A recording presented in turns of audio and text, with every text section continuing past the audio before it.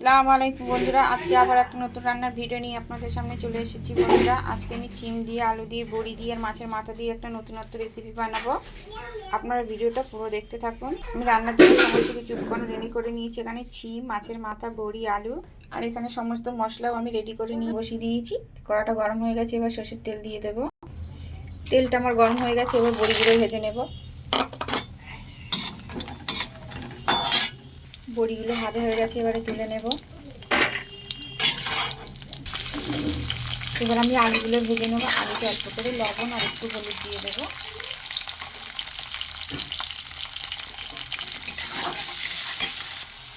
আলুগুলো ভাজা হয়ে গেছে, এবারে তুলে নেব। এবার আমি চিংড়িগুলো একটু ভেজে নেব। চিংড়িগুলো ভাজা হয়ে গেছে, এবার তুলে নেব। এবার ওই তেলের মধ্যে দেবো শুকনো লঙ্কা, পেঁয়াজ কুচি। পেঁয়াজটা আমার ভাজা হয়ে গেছে, এবার একে একে সমস্ত গুঁড়ো মশলাগুলো দিয়ে দেবো। এখানে দিয়ে দেবো আদা রসুন বাটা, হলুদ গুঁড়ো,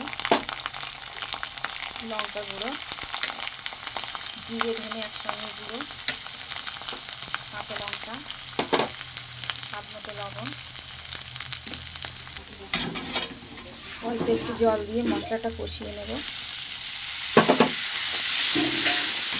মশলা থেকে আমার তেল ছেড়ে দিয়েছে, এবার টমেটো কুচি দিয়ে দেবো। ভেজে রাখা আলু আর চিম একসঙ্গে দিয়ে দেবো।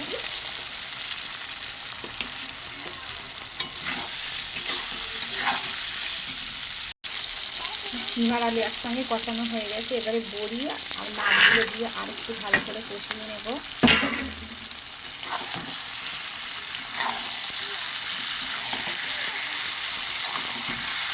আমার সব কিছু একসঙ্গে ভালো করে কষানো হয়ে গেছে, এবার পরিমাণ মতো জল দিয়ে দেবো।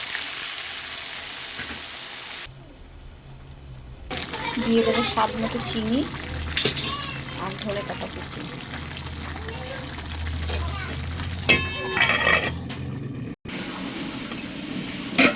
দেখুন বন্ধুরা, চিংড়ি, আলু দিয়ে, বড়ি দিয়ে, মাছের মাথা দিয়ে আমার রেসিপিটা একদম রেডি।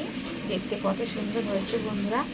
আমার রান্নাটা যদি আপনাদের ভালো লেগে থাকে তাহলে অবশ্যই লাইক, কমেন্ট, সাবস্ক্রাইব করবেন বন্ধুরা।